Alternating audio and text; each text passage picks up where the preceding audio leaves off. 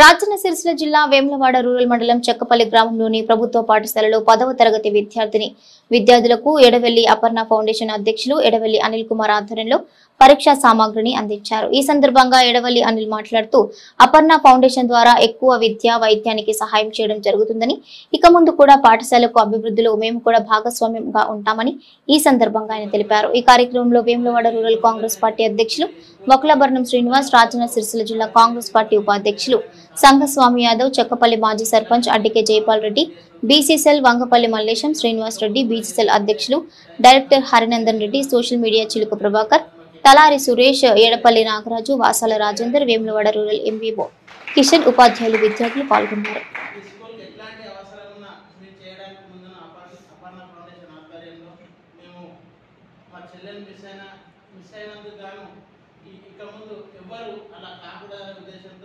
మేము విద్యా వైద్యం మీదనే నడిపించాలనే ఉద్దేశంతో మేము అపర్ణ ఫౌండేషన్ స్టార్ట్ చేయడం జరిగింది।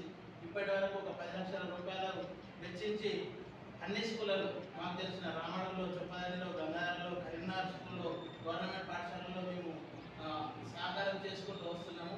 అదేవిధంగా ఏ స్కూల్ కూడా చేస్తాము। మేము మేడం హెచ్ఎం ఉన్నప్పుడు గ్రామ సభలో మమ్మల్ని కోరారు, మా స్కూల్కి ఒక వాటర్ ప్లాంట్ కావాలని, చేస్తామని చెప్పినాము। ఒక వాటర్ కనెక్షన్ చేసుకుని మేడం మేము వాటర్ ప్లాంట్ పెట్టిస్తా అని చెప్పిన, ఇప్పటివరకు అది ముందుకు రాలేదు। నెక్స్ట్ అకాడమిక్ ఇయర్లో మీకు కావాలనుకుంటే నేను వాటర్ ప్లాంట్